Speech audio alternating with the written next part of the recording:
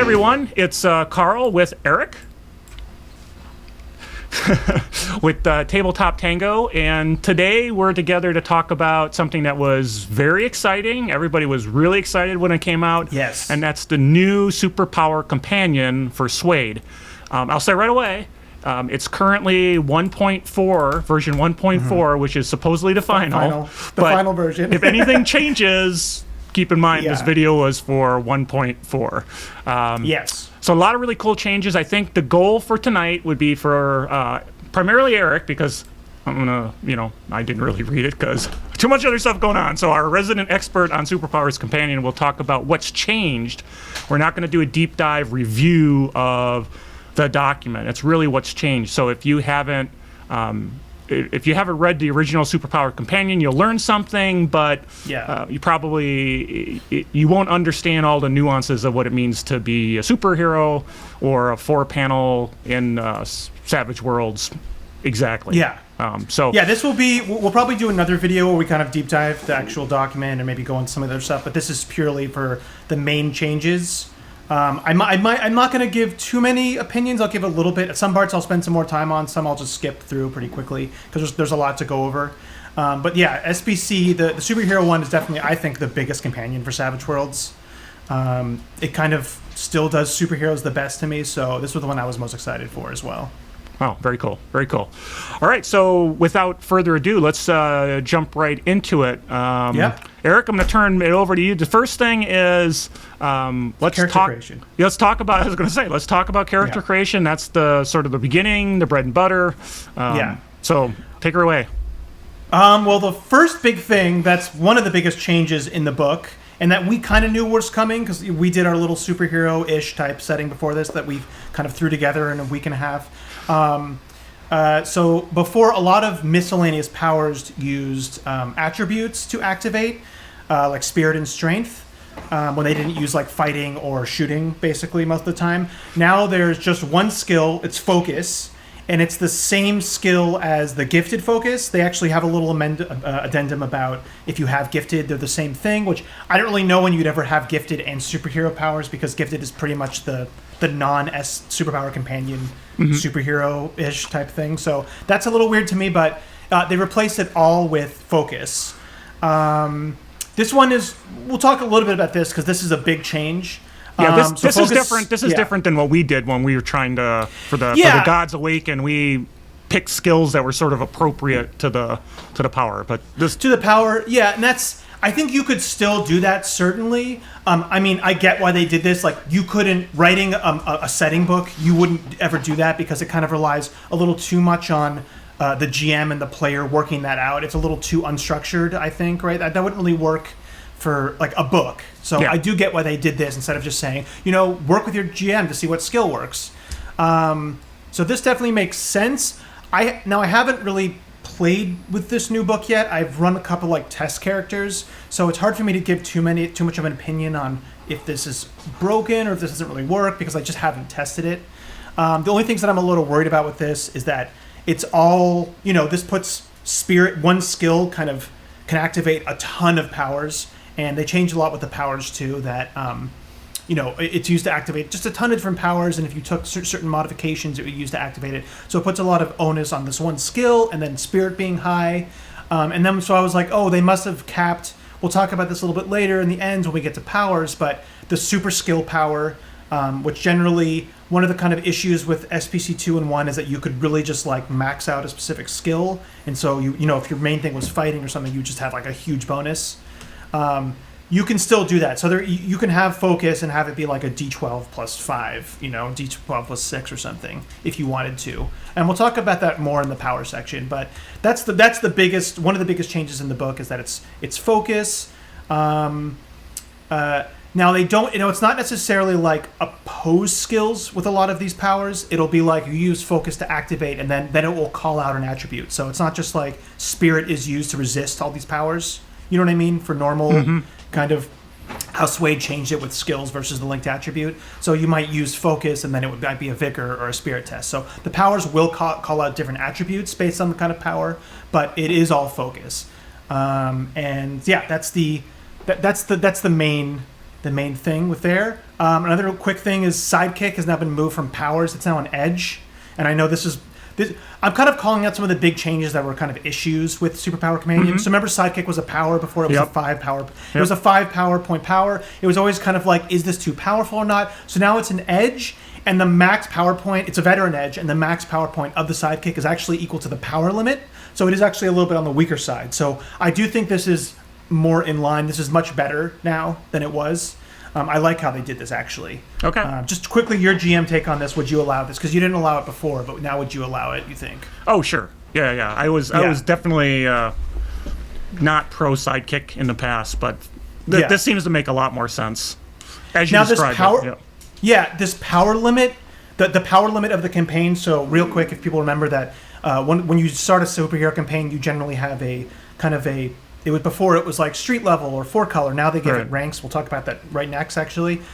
Which you have a maximum of 30 power points to spend on superpowers, and then you had a max power limit, which was usually a third of that total. So if it was 30 points, it would be 10 power points is the power limit for any individual power. So you could only spend 10 power points to say the speed power. They actually use that a lot now. We'll see that throughout this book. Is they use the power limit of the campaign as a ceiling for a lot of different things. Which I do like. It kind of, it's a little bit more intuitive and a little bit kind of bridges gaps. It's more consistent then. I mean, as far as you don't have to think as much. There's not exceptions to the rules. And if we learn anything from the SWADE design, it was very much trying to be very consistent and regular, and that's why they got rid of charisma. A little bit simpler, like that, but more intuitive. Just kind of more intuitive. Yeah. So makes sense. So getting into that, the next thing is campaign power levels. Now these are generally the same. They've taken away the name. So like I said before, it was like street, 4 color, heavy hitters, and cosmic. They've given them numerals now, so it's like power limit 1, 2, 3, 4, 5. But they're pretty much, they even say in the descriptions, these are like street level, blah, blah, blah. But I'm only talking about this now because we're going to reference something later. So just to know that they just gave it numbers instead. Here's another one that's big, is the super strength table has been very simplified. It just shows the load limit. And then it gives text on describing like, basically anything over the load limit, you have this reduced pace and blah, blah, blah. And then 4 times that is the max weight that you can carry. I thought the old table was pretty useful. I mean, I did too. This one I wasn't as excited to see because there's nowhere in the book the old tables, and even SWADE riffs, which I thought they were just going to copy the riff SWADE because that has a super strength table, is better. This one doesn't have the max listed out, so you got to do math, which I never think is a good idea to make people do more math than they need to. It's generally the same. There's a little bit of tweaks, like some of the weight limits are a little bit over what riffs and what the old one is, but generally they're kind of the same. But then there's no text describing, throwing or what that looks like as for like super strength throwing. And another thing I really miss here is there's no like weight table. Like a tank is 2 tons, which I think is very helpful.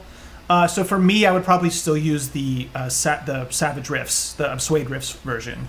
Just because it's more comprehensive and it has those easy to access things. But it's basically compatible. It just has more. Yeah, better it's basically compatible. I mean, I'd have to look through it again. Again, I just read through this today, so I'm just going through everything. But I think I looked at the limits; they were pretty much the same. But not having like a tree weighs this much is kind of a letdown for me because that's just something that comes up all the time in superhero games.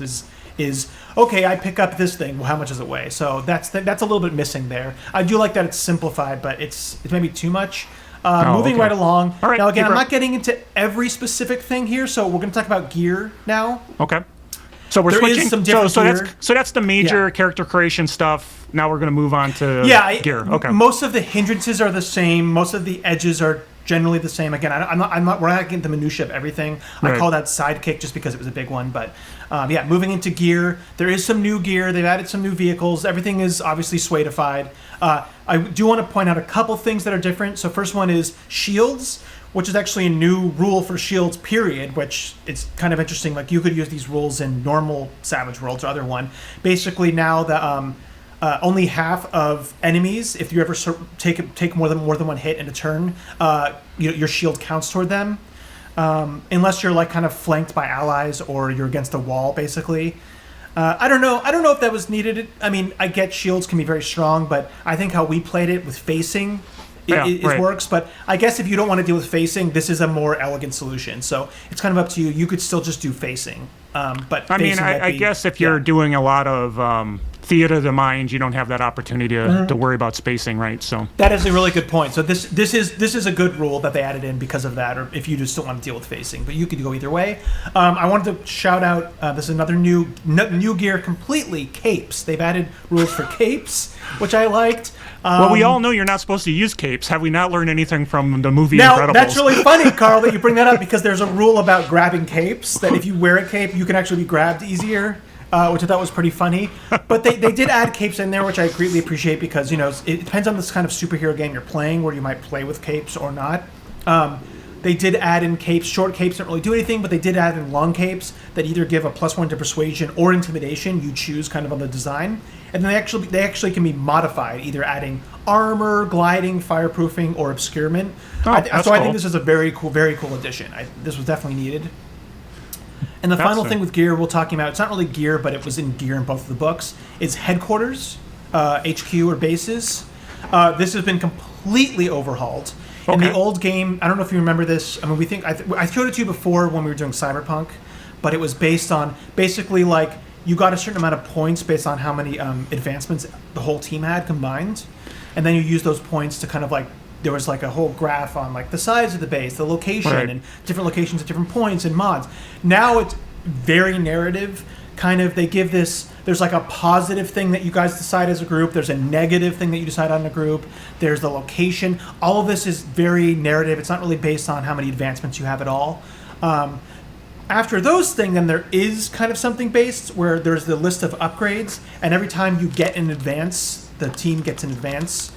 They do say that you can take an upgrade, which seems like a lot, but then every time you get an upgrade, you're supposed to roll on this table that's an encounter table that is mostly pretty bad. I don't know, I like granular point-based systems, so I actually did like the old HQ system. I like this one too. Like, I think you could kind of go either way with this. If you wanted to use the old system, you could easily convert it. I don't know. I do like this one, that it's narrative. I am very much on the... If you saw this, Carl, you should take a look at it, but... I don't know about this upgrade. If I was running this, I would probably just basically give them upgrades as a kind of bonus when they were not given advances, just kind of like as a separate kind of bonus for the base. The taking that many upgrades, this encounter chart is not just like bad. A lot of these things are like campaign shifting, like you open up a portal to a different dimension inside your base, or a kaiju attacks the city. These are like what's the D&D, the playing card, the deck of many things. Yeah, these are like almost deck of many things level. So for me, that's kind of like a no. I don't know how you feel about that. Well, you know how I do bases, right? You guys have had bases all the time, and it's always been, how you doing it? What are you doing? You got money to buy stuff? I never worried about, well, there's points for this. It's just like, what do you want to do, and how are you going to narrate doing it? So I don't spend a lot of time with headquarters. Rippers had it. SBC has it. I mean, there's been a lot of books with that information. I just don't tend to use them. Yeah. I mean, it's up to you. I do think you would like the first part of this because it is much more narrative. It's just that the upgrades, which I like that there's upgrades, it's just that like this encounter table where, like I said, there's a kaiju, there's, the government becomes hostile towards you, there's a natural catastrophe. I don't know, man. It just seems like if you could take an upgrade the players could potentially take an upgrade every advance. It's not rank, it's every advance. And then they would get this kind of game-shaking thing that happens. Just seems a little too much. So it's like D&D Wandering Monster Table where you get a dragon on it. Yeah, and that as a GM, I just would not want them to be rolling this every 2 sessions. Like, that's just is insane to me. So this is something that I like that there's a narrative version, but I wouldn't probably go with it. I don't think you probably would. I can't imagine a lot of GMs allowing them to do this every advance. I just can't imagine that. But that's different. That's it with gear, pretty much. That's the main things of gear. So that's the big stuff. And then I guess the next thing to really talk about would be like setting rules, the general rules like combat, stuff like that, right? Yeah. So there's a bunch of setting rules. I'm not going to talk about all the new ones. I'm going to talk about more of the big changes ones. The first thing to talk about for setting rules is there's a new concept called limited actions. This could have been in the powers too. Basically, the limited actions are anything that has the limited action trait, tag, qualifier, whatever you want to call it, term. It makes it kind of in line with SWADE, where you can only do one limited action per action. Well, in SWADE, we're talking about there's free actions and there's actions. Limited action, what is that exactly? So if you have a power, something that's a limited action, you can only do one per turn. Okay. Hold on. Let me actually. Let me just double check that real quickly. Yeah, you can only perform one limited action per turn. So they can be used as part of a multi-action, but if you have something that's a limited action, it doesn't matter if you have a ton of different limited actions. You can only do a limited action once per turn. Right. So you cannot, and a limited free action once per turn. They're separate. So literally, it means if you're doing multi-actions, that action cannot be the same because you can only use that action once. Or a different limited action. Like, so you could have two different types of limited actions. For a specific thing that's limited, can't do it more than once one per time. Turn. Yeah. Okay. So you could have two different powers that are both limited actions, but you can only use one of them per turn. So that's a new kind of thing. Now here's another new, very big change that will affect a lot of powers. Is there's a max parry and penalty to hit rule in effect, which means that you can only have max +10 parry and a max -10 to hit. What that kind of mean is before it was powers were grouped in that, like, you could have a certain power that was that didn't, like, powers that gave you pluses to your parry or minuses to hit didn't overlap, but there was no max, and there was no kind of, they didn't really talk about how that affects with edges. Now there's just this maximum of -10 or +10. So it does kind of neaten it up. Before these were baked into powers. Now a lot of, we'll talk about it in the powers, but a lot of, like, the defensive powers are maxed at -5. So you can take multiples, like, of defensive powers, like speed and dodge power, but and then you could also take the dodge edge or something, but you can only have that -10 to hit. It can never go above that. So they kind of made this more universal. So that makes sense. But they make it a little harder to make those kind of supers like I'm trying to think, some of them that were like Juggernaut or something that are, like, impossible to hit or whatever, or because they're maxing that out, so you really can't. Yeah. You can't. I guess you can't min-max. Well, -10 to hit is pretty.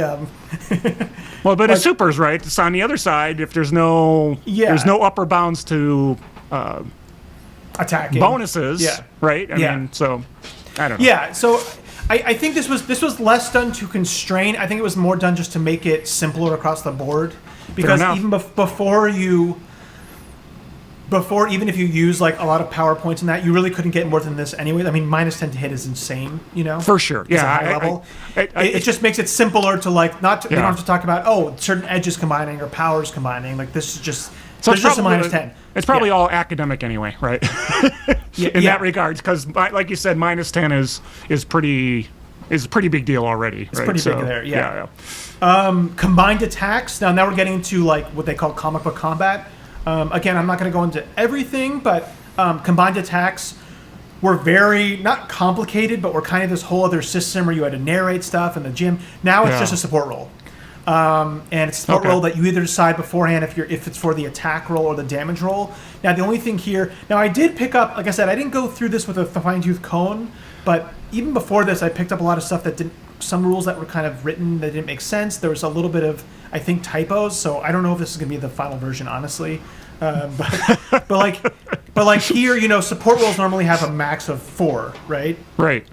Now, they don't talk about damage. The way that it's written in the book is, it seems like, somebody gave this guy a support roll to add to his damage of +4, and they all combined it to, like, make sure that it was going to, take somebody down. That was really powerful. To me, it seems like you could go over multiple people giving. It could be a higher damage bonus than +4. They don't really say either way, so I'm not sure what their intention is. Because this is a superhero, if the normal kind of ceiling of a +4 bonus would apply, especially to damage in this case. I'm not really sure what their intention is. So Yeah, I don't know you as a that's GM. that's a good question because +4 when you're talking about and for example in riffs, right? I mean, you've got things are ratcheted up a level. Suddenly +4 Yeah. isn't that, as big a deal as it used to be, right? And if you guys are facing a big bad who's super powerful, above you, then it makes sense for everybody to be trying to like combine attacks together to give like a +8 or +10 or something. I don't know. So I guess that was a little bit nebulous to me, but have to see how I that do would like how play, they simplified it. Yeah. I don't know if you knew the old version, but it's much better now. The old one was kind of a little bit convoluted. Well, when they combined and people working together, that I don't think I've ever even tried to use it because it was really convoluted to me. So, okay, cool.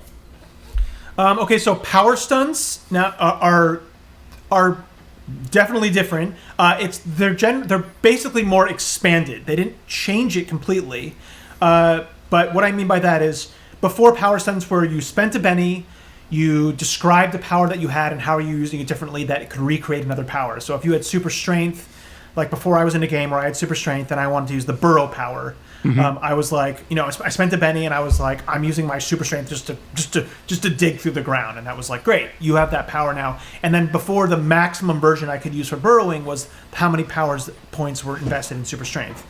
Now power stunts have 7 options in total. The main one that you would still use is Mimic, which is the one that I just described, is that we're kind of using any other power in the book based on, what you narratively could describe. But now the power limit for them is based on the maximum power points in that other power that you use is based on the campaign power limit, like I said before. So it's not based on if you spent, 15 power points in super strength, it's based on the campaign power limit, which is a thing because there is an edge that you can take which can increase the power limit of one of your powers. So say if you invested super strength and when you use this edge, which is the best there is, it's half of the max power points. So if it was 30, it'd be 15, not 10. So basically what I'm saying is that before you could have had super strength have 15 power points to have a different power. Now it's 10. If that makes sense. Okay. I don't know, like roundabout way, but basically it's the campaign power limit, not your personal power limit. Okay.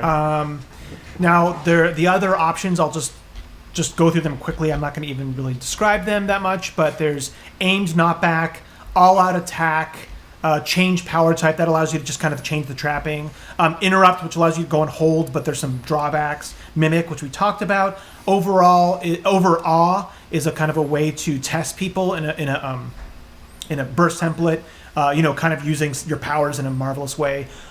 Push, and then respec. Respec allows you just to kind of modify a power that you already have. So while Mimic's kind of like doing a different power, respec is just using your same power in a different way, but it's basically the same, using different modifiers and all that stuff. So that's the kind of change with power stunts. Most of the other kind of miscellaneous combat book combat is the same, like knockback, synergy, death and defeat are kind of mostly the same. There's some extra stuff, but we're just going to go over, just kind of skip through right now. The other big change here is before there was an optional rule called Super Karma, which allowed you to take an extra major hindrance, and then you would get 5 more power points. Now Super Karma's gone, but they have something called Larger Than Life, which is you take that major hindrance and you just get basically 2 more points for character creation. So you don't get those 5 points for extra power points anymore. You just get like an extra, attribute or 2 skill points. And then there's another rule. This is in line with what we're just talking about, called training montage, which is one time in the game. And when I say one time in the game, I mean the entire game. You guys have a training montage. You mean the campaign? The entire campaign? Yeah, in the campaign. Okay. Which and then it gives you 5 extra power points. Everybody 5 extra power points. I actually like this much more. I like the larger than life rule, but I really like training montage. I think that's a really cool thing to narratively have to go through that, and then you get that little extra 5 power points. Yeah, I really like this change because before it was kind of everybody would just want to take this, but it wasn't really that impactful. I like how this comes in, and this could come in when you don't have an advance, or I don't know. It's just fun to also, if you're not playing the Rising Stars rules, which are the same, which Rising Stars is you don't get your max power points right away. You kind of like, you're like a superhero at training, basically. Mm-hmm. This kind of gives you like more powers that you can play with later on in the game. So I like this a lot. So now we got to see if that South Park song about montages is available on Spotify or Apple Music, so you can use it. Or you can rip it off. And then the final thing we'll kind of talk about now is super styles. This is basically, we talked about this before with the power, like the 4-color, the power limit thing. This is where it kind of, why it changed, is now they have these super styles, which are, this is really for GMs mostly, I mean, pretty much.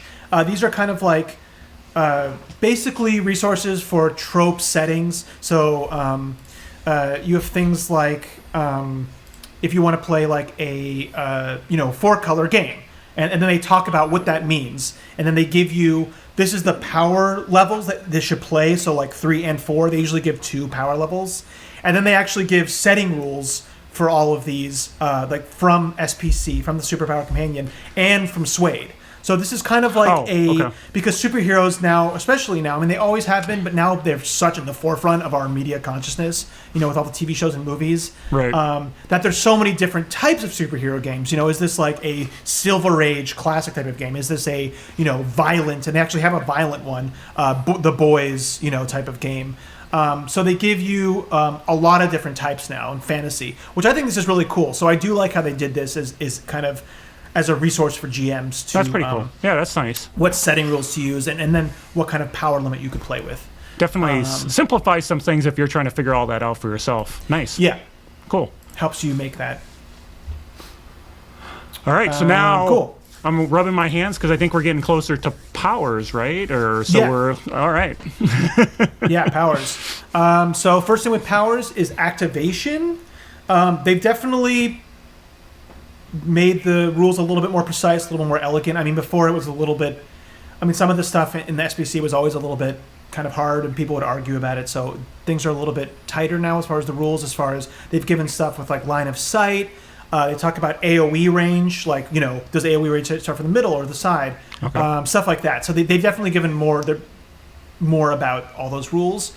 There's now critical failure on things. If you roll a critical failure when you're activating a power, you actually pretty much get backlash, which you're distracted and vulnerable. So that's a new added thing. They've added another new trait called Power Down, which is basically a concentration mechanic. It's something that we did in our game. If you're ever shaken or stunned while maintaining a power that has this trait, Power Down, you have to roll a spirit roll, or all your all your concentrated powers fail. So it's kind of an added-on thing. Now I was a little confused later when I was reading through powers. I think this might just be a typo, and I'll bring it up when we talk about the individual powers. But yeah, so that's Power Down. So you'll see this a lot. And when I was going through the powers, you'll see a bunch of different powers have this trait. Okay. Normally, it's mainly powers that have to be activated. Will have this, and especially powers that. A lot of we'll talk about it in the universal modifiers now, but so we'll just move on. Okay. Power types and trappings, they've definitely simplified the trappings for these. They've kind of combined them. So now there's not really any more, there's not like ice for matter, there's just water, and then cold is an energy type. They've combined a lot. It's a much smaller list than it was before. Okay. And they talk a lot about having like multiple trappings on powers. So if you have like a fire sword, the trapping is both fire and metal. As far as because they try to go more into vulnerabilities. When we're going back to the hindrances, they definitely get more into like how you should make vulnerabilities for your super. And synergy is a little bit more well thought out in this version. So they just wanted to kind of be more explicit with. Certain trappings will have multiple, or certain like powers will have multiple trappings or multiple power types. Okay. To kind of trigger vulnerabilities. So that's just, it's not really a mechanics thing. It's more of just, how the synergies work. Moving on to universal power modifiers. There's a bunch of changes here. So here's a big thing. So going back to the very beginning, going back to the focus power, they now have a new universal power modifier called alternate trait. It's a +1 power universal modifier. Basically, it means that you can slap this on and then you can change it to a different skill, working with your GM. So this is basically what we did. Yeah, I mean, Carl, it's exactly. We just didn't make you pay for it.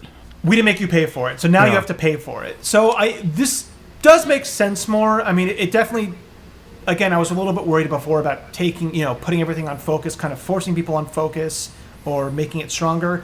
I mean, this still... you can have everything based on fighting or everything based on healing. It still has to make sense with your GM. So, the healing power uses focus, but it's very easy to put it over to healing. But I think this was definitely a needed thing. It's an interesting... Again, we haven't played this, so it's really hard to know how this all flows yet. But I definitely think it's an interesting solution that they came up with. Yeah, sounds good. Now, okay, here's a big one. This is the big one, Carl. Contingent. Contingent was always either confusing or people thought it was too powerful.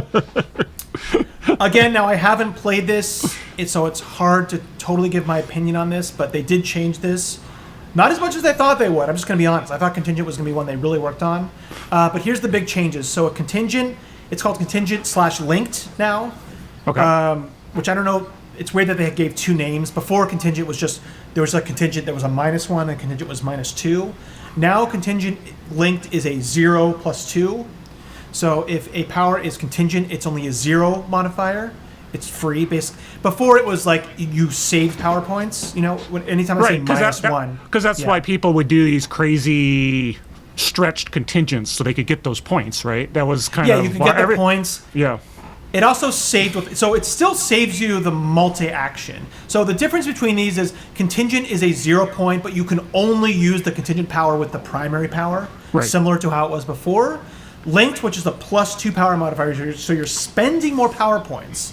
You can use it either separately or linked with that power. So it costs 2 points to be able to use it separately, which is something that, again, I have to see this in action, but just my experience of these games that, most of the time, if you're going to do something contingent, you don't care too much that you can use it separately. Like, if you have stun, on fighting, majority of the time, you're just going to want to use it with a fight, use it with a fighting roll. You know what I mean? So it seems like most people probably aren't going to pay that extra 2 power points. I get what the point is, that maybe not all the time you want to punch somebody in the face to use your stun power. But most of the time you are going to want to do that, So I don't know how this balances out. But that is one of the big differences. Right. That, so we're talking about the changes. We're not talking about whether it works in practice. And talking about the changes. So it is good that they made this a net cost and a positive cost, because it was always you saved power points and you got no multi-action penalty. Right. So that's the difference there. Now, here's the part. I actually texted Carl earlier today because I was very confused. So we're going to probably spend a little bit more time on this one. But the main thing is they talk about using the... so contingent, basically, just real quick, it's you link another power to another power. So like I said before, you have say a sonic punch, whatever. So you punch somebody and then... or let's just say you have a decaying touch attack. So it's linked to... You link it to... decay power linked to a melee attack power. Right. So you punch somebody, and then basically what happens is, with contingent, is you have to have a success on it. So you don't have to cause damage. You just either have to have a success on the fighting roll or the shooting roll, or you have to have a success on activating it, in an opposed roll or something. So it just has to be activated, or has to be a success, not damage necessarily. And then your secondary power will then also affect them. But now, if it's a secondary power that has something I don't know, decay has a vigor roll that you have to make, they still get to make that vigor roll. Right. It's just kind of thematically, it's combining these powers into one. And it's also a way for you mechanically to kind of save for multi-actions. So instead of being I punch and then do this, which doesn't make sense, it's just kind of it becomes one power. Right. Now, the rules for this is that they use it says in the first part to use the primary roll total for both, which means that you would use say if it's a fighting attack, use your fighting roll for, they literally give this example. Let me actually get to it in the book. They literally give the example for Arrowhead has the entangle contingent on a range attack, so like a net arrow basically, that she makes the shooting roll, and that's used to decide on the shot. It's also used to activate entangle. The other rules with it's that it's once per action, so even if you have rate of fire, not once per turn, once per action. So if you have rate of fire, it can only, the contingent power can only work on one of those, if that makes sense. Yes. Only one of the attacks. Right. Same thing with like having the frenzy edge, it can only use on one of those. You can't use it on both. Right. Now here's the big difference is that the range, they're now, before it was a little bit more confusing where like say if you wanted to have a normal like touch attack power be contingent on a range attack power, you had to take the ranged touch attack power or the ranged modification for that power. Now it's just linked, so whatever the primary power range is, that's what the new range is. So it definitely simplified stuff a lot. So what I mean is that if you have an attack range power that has the range of 12, 24, 48, then your entangle power, it just works. You don't have to, there's no more, we'll just talk about it, there's no more ranged universal modifier, and there's no more ranged touch attack. So this is, it's just automatically linked. Resistance, if the target resists the primary power that it's linked to, then the secondary one doesn't go off. Oh, so that's a limitation there. Okay. But that was the same as it was before, because you're not successfully doing your primary power. Now here's where I got confused: is it brings up the requires touch modifier, which is within powers. So a lot of the powers now. Before there was a touch one was a universal power. Now it's within the powers themselves, and it gave kind of a contradictory thing here where it talks about if you have the requires touch, then you make and resolve the fighting roll. Like say infection. They give an example that infection is contingent on fighting attack, and that it requires touch. That you make and resolve the fighting roll, and then if successful. They resolve damage, and then you roll focus for your infection as a free action. So this, to me, at first seemed contradictory to the initial example they gave about, the shooting roll working for both. I think what this has to do is the touch is treated a little bit differently. That if it requires touch, if you take that in the power, that it has to be a melee or a touch attack to activate the power. But I don't know. I'm still kind of confused by this. I guess it's because requires touch changes it. But remember, requires touch will actually give you it's a negative modifier, so it makes the power cheaper. Mm-hmm. So to me, I don't know why you ever wouldn't. If you have this attached to a melee attack, I don't know why you would never take the requires touch to make it cheaper. And then I guess.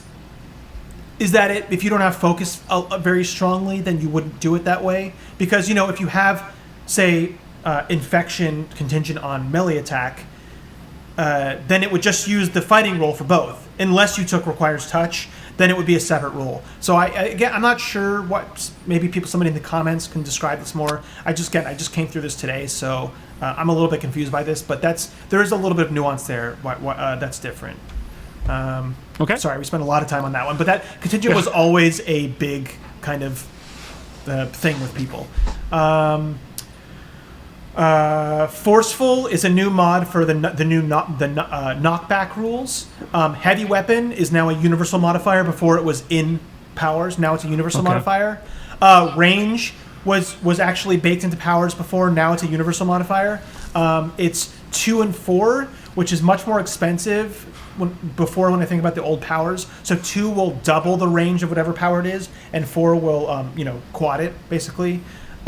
So 4 is pretty expensive, but you are getting a bigger range. I'm not quite sure why they did this, why taking it out of out of the individual powers, but yeah, now it's a universal power mod. So selective, this is something that we always knew would be there. We put it in for ours. Yep. This just makes sense because it's a lot of this they use what they did with the arcane backgrounds in SWADE definitely informed a lot of the stuff here.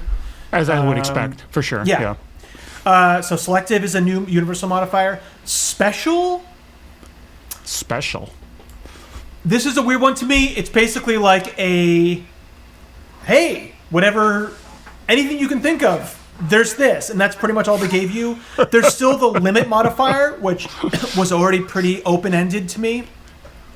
That's still in here. Special's just another one where it's like, you know, if you come up with something weird, there's a modifier. This is almost like didn't really need to be said, but it's there.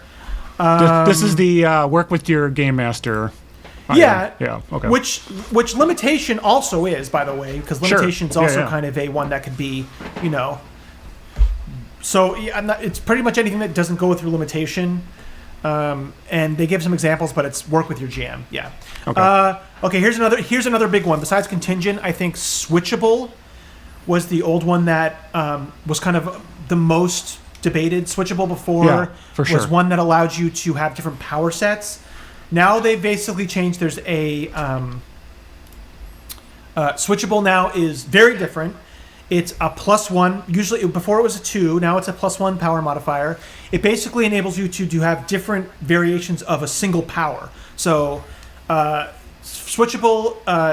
On attacked ranged, you can have a fire attack, an ice attack, whatever. You could have a rate of fire attack. You could have switchable with a AOE attack. Because you normally can't take powers more than one. This is how you do it. You add that on. It's the same rules where it's the same amount of power points that you spent minus the switchable one. So if you spent 5 points at attacked ranged, and then added switchable, so it'd be 6-point power. You could spend 5 points in another power, and you can use switchable multiple times. So say you spent 5 points in an attacked ranged, you use switchable 3 times, so an extra 3 points. You just have another 3 powers that are just 5 points, if that makes sense. So it's always the maximum cost you spend on the power minus. So it's the same as before. Yeah, but again, this is only for single powers. Now, power sets is a new. It's weird that they put this in the universe. I get why they put this in here because it's with the switchable, but this is almost a setting rule. It's basically something that you could go to the GM and be like, I need to do power sets. We might even have like a short video about this where we'll describe it. I don't want to go into it too much here, but it's a kind of little system where you work with the GM and there's a little graph on how many points it could work. So this is almost like a separate thing. It's not a modifier anymore. It's a separate little system if you want to have different power sets. So I do like this actually, Carl. I do. It's definitely easier to go over now. Switchable itself is very, there's not any confusion in my mind about how this works. You just have different iterations of the power. And then there's this separate thing for power sets, which I think Game Masters should allow because there's just nothing else that kind of works with this. And a lot of superheroes have this. But it's definitely, before switchable could be abused to basically just get a lot more powers out of something, which is I was and I was not innocent of completely. Like, I definitely do things thematically, but it was always a way mechanically to just get more bang out of your buck out of certain powers. So now there's a kind of concrete system, and it's separate from the universal modifier. So basically, if a player wants to do this, they can't just throw one over on the GM. There's a much more concrete switchable rule, and then they have to go to the GM for this. So we'll make maybe a short video about how that works. Don't keep promising. I'm going to hold you to it. We're going to do it. Okay, well, we'll do it. So requires activation is now not a universal power modifier. It's now in powers. So that's very different. Before it was a universal power modifier. Now certain powers will have this, and then again, once it has this, pretty much all the ones that I saw, I didn't go through the powers of the fine-tooth comb, but all of them gave the power down concentration mechanic. So if you chose to activate a normally passive power, then it gave you this concentration mechanic basically trait to it. And then, like I said before, projectile, range touch attack, slow to activate, these are gone. These are just gone. So that's pretty much it as far as the mechanics of the powers. I just wanted to do a couple of. We're not going to go through all the powers right now. I'm just going to go through a couple of call-outs that either personally or I thought that were big deals. This is going out to all those powers. Good call you out. All of you special powers out there, you know who you are. So first thing I want to touch on is additional actions. It's much more expensive now. It's like 4, 8, 5, 10. Where is it? it's what we thought is that you just, obviously there's the 3 action maximum. This just ignores multi-action penalties, but it's much more expensive. I mean, it's 5, 10, and 15. The 5 is you ignore one multi-action penalty, basically. 10 is you ignore both. It's a -4. And then the 15 actually enables you to make 4 actions at a -2 on all of them. Oh, wow. So okay. That's something I wasn't expecting. The price here is very expensive. Again, I haven't played this, but like 15 points is a lot. Yeah. 5 points is a lot. Yeah. I mean, 5 points is a lot. I mean, having additional actions and no action penalties are the thing. The thing about this though is that like it's much cheaper to just get bonuses in some of your specific skills that you use the most, especially now that you could just have like focus, or you can just have like fighting for a lot of your powers. You can just have pluses in those, to kind of negate additional multi-action penalties. And there's other ways in Savage Worlds to negate it, with like having double. If you're talking about fighting, having the offhand attacks, or there's other marksman or not marksman, but calculating. I mean, there's just other ways to do it. So I don't know. To me, my initial reaction is this is just too expensive. But I get why they're going this way, is because it is a powerful. Having those penalties, being able to do 3 actions, 4 actions in the game is powerful. So yeah, I mean, -2, -4, those can be pretty significant. So I mean, I can understand. But like why, 10 powerful. I mean, that is that's a lot. So that's a big change. I just want to really this is not one. I mean, a lot of the powers are different. Again, we're not going to go through all of them. We might do a separate one. But Animal Companion is now its own power. I just like that. Before it was always anytime anybody wanted an Animal Companion, they had to take the animal control, and it was very weird. It didn't really quite make sense. And now it's its own power. That's a big yay for me. Matter control and force control are greatly changed. Force control is gone. Now there's a force field power. And matter control is very much changed. It's certainly not as expansive.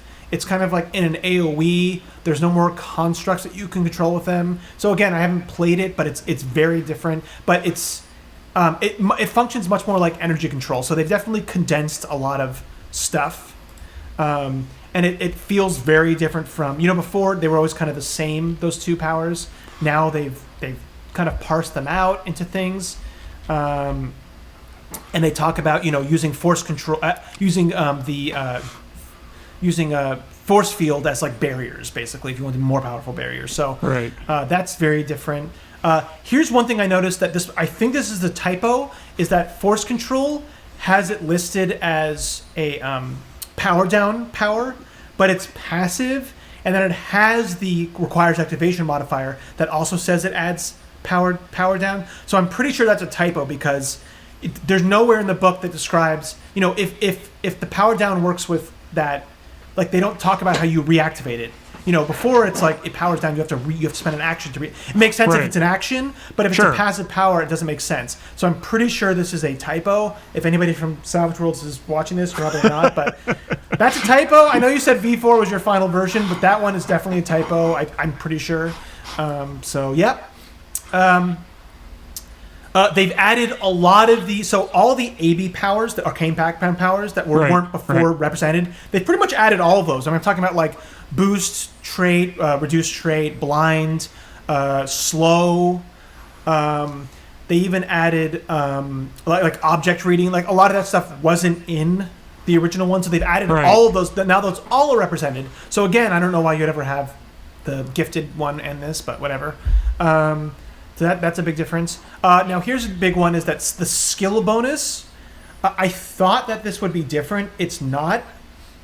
Skill bonus works the same way in that it's always considered, no matter how many different skills that you've given this to, it's considered 1 power. So that, if you have like super skill of fighting and super skill of shooting and your power limit is 5, those combine. So you can't have like +5 and super shooting. And +5. Okay. So that's how it was. So there's like a total, right? There's a total. Yeah.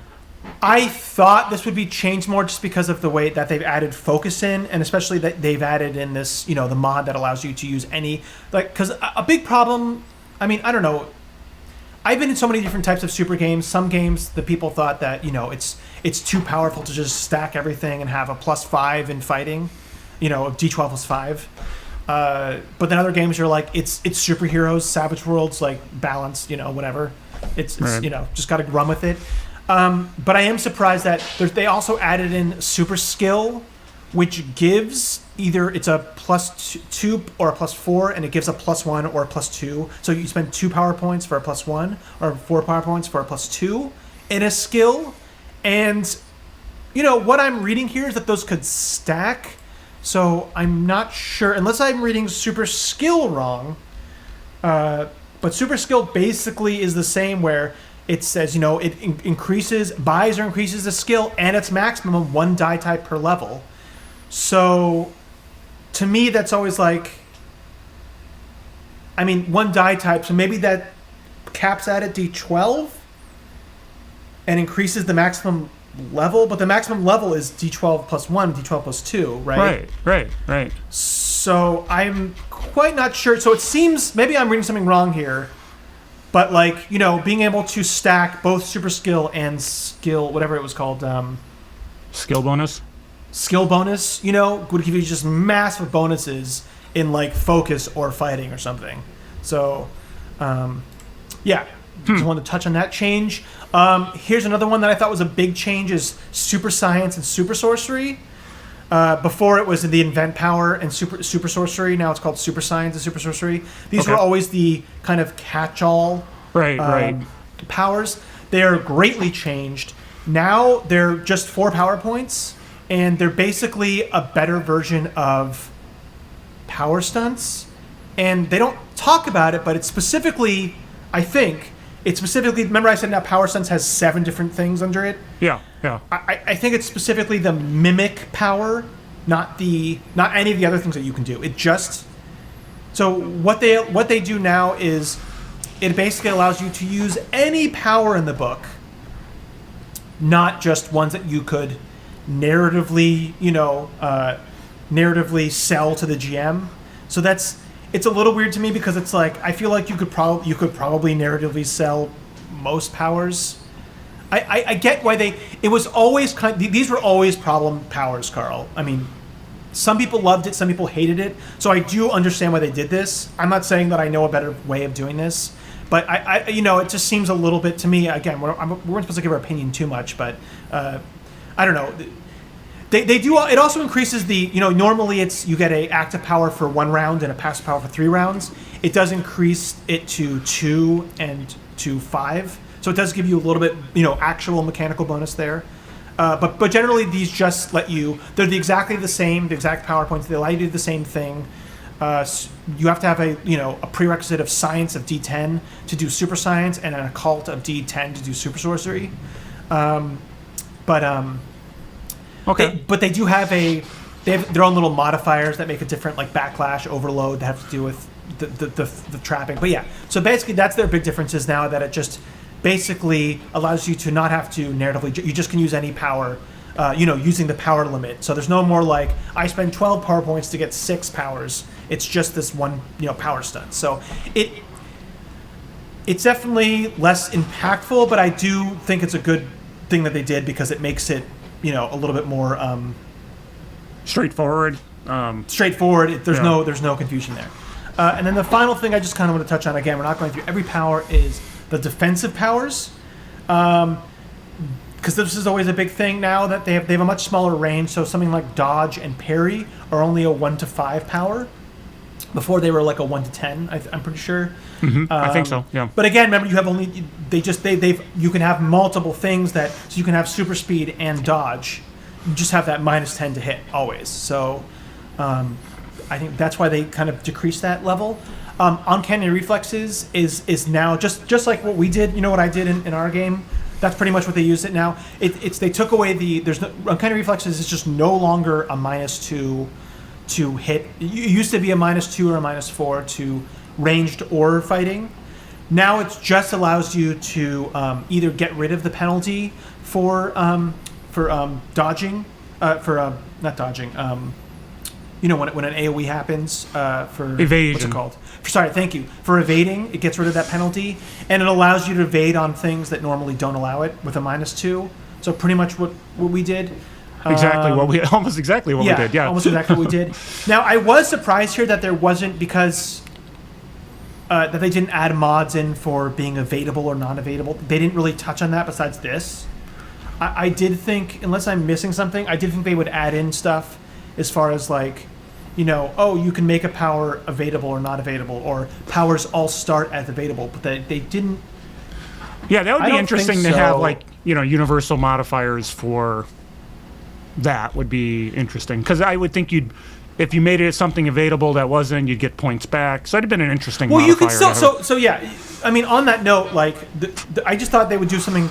You can still do a limitation, is what I've done with arcane backgrounds, is that you can still go to the GM and be like, I want to make my attacked ranged area effect power be evadable. So the GM would say, okay, that's a -1 or a -2.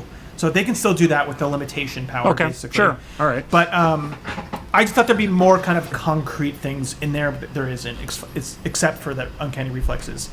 And that kind of makes improved dodge weird. I think how we did it was we just gave a +2 to the evasion roll.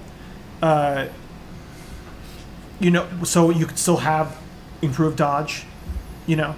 because that does the same thing, but now they don't stack. And then the final thing is toughness and armor are pretty much the same, but they're combined. They combined cannot exceed the power limit. So this is a difference. So say that you have, if the power limit's 10, you can't have 6 points in toughness and 5 points in armor. You can only have 5 and 5. So. Oh, right. Okay.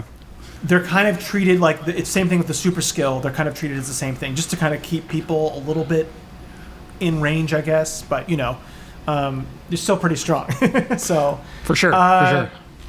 Those, like I said, there's certainly a lot of differences with a lot of the individual skills.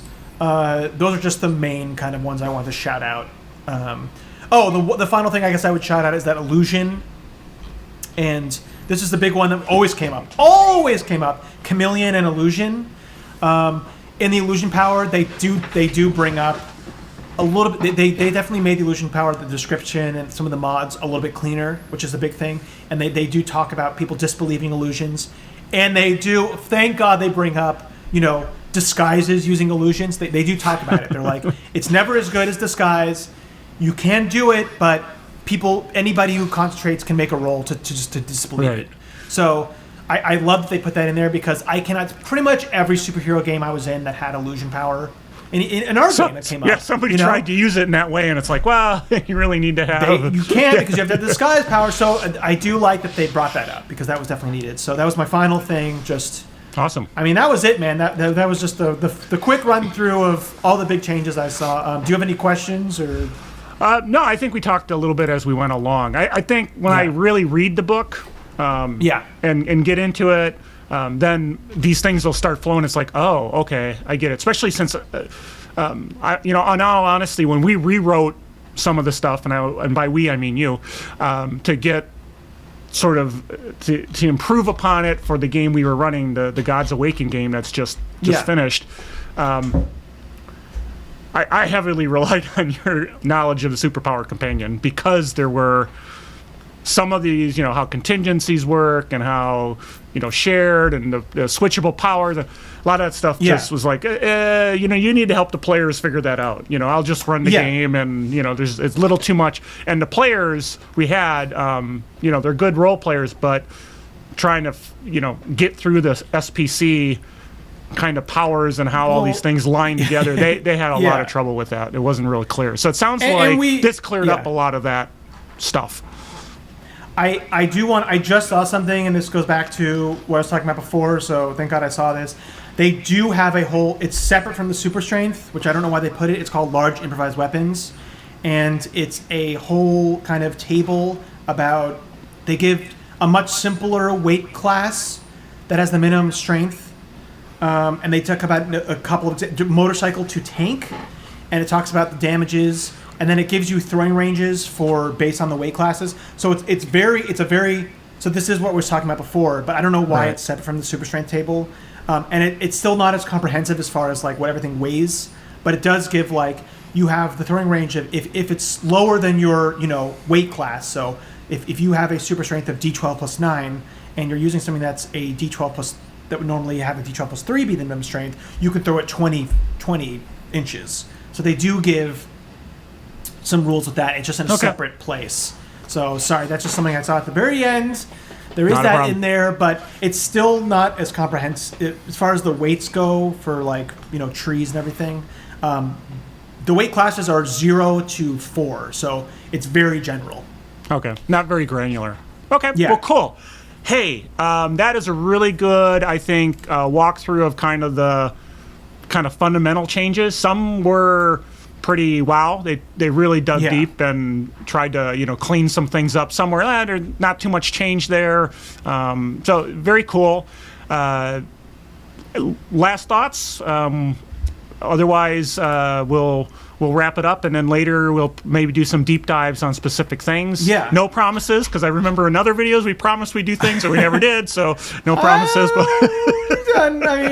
I have a question for you. So I know you haven't read through it. You had some experience with what I was going to say before when you brought that up. Is that we did do superpowers, but we had it was the craziest setting that we threw together extremely quickly, and it was using stuff from riffs because we had to have a whole divine god thing that they wanted. We had to include cyberpunk thing that this was involved. This is what everybody as a group decided they wanted the setting, or the most complicated setting. We didn't have this book, so it made it much harder. So it definitely would have been easier if we just did a superhero game. But I want to ask you now. I know you haven't read through it, but hearing the changes, do you think you'd be more likely to actually run just a pure superhero game, not using all the other craziness? Yes. But like a pure superhero game. And I don't run superhero games, but with the changes and the cleaning it up and some of the things that looked like they got rid of things that confused the heck out of me as a player in a superpowers game. Yeah, I could see running it for sure. Yeah, I think that would make a lot of sense, and I'd probably pick more street level versus 4-panel, but that's all details, right? It's all details. Yeah. Cool. Yeah, I overall am definitely happy with this. I said there was some confusing parts, but I'm definitely pretty happy. I liked a lot of the changes they did, a lot of the powers they added. Definitely stuff makes more sense. So overall, I'm definitely happy. Again, some of the things we were like, we just haven't played it enough to really make any type of judgments on whether this works or it's too powerful or not. But I definitely there was definitely a lot of thought that went into this about where have we gone wrong before, whereas people have been too strong, where the biggest arguments always have been. So I generally think it's definitely a good overall, and I'm more likely to want to run it as well. So sounds good. All right, well, cool. Thanks again for doing the research that I should have helped out with. I'm trying to read a whole nother setting for the next campaign, so I'm a little bit behind on a lot of stuff. So, again, this is Tabletop Tango. We appreciate everybody joining. I think look at the bubbles, do the stuff, and is Carl and Eric, and let us know in the comments if there's actually, if you want to know more specific, any deep dives about superhero stuff, if there's certain systems, or if you want to think about tutorial about how to make superheroes, anything like that. We just don't know what people want as far as this stuff. For sure. We could definitely do deep dives. This is a huge book, so there's a lot of deep dives we could do about this. So, if somebody wants something, just let us know. Yeah, if you made it this far in the video, you obviously are interested, so throw some comments and stuff that you'd like to do, some deep dives, because this is overall generally a complex topic, especially from a character creation and balancing stuff. So awesome. All right, well, thanks again, and we appreciate your time. Thanks for watching. We'll get back to you shortly. It's a savage world, strange as a weird war. It's a savage world, bossing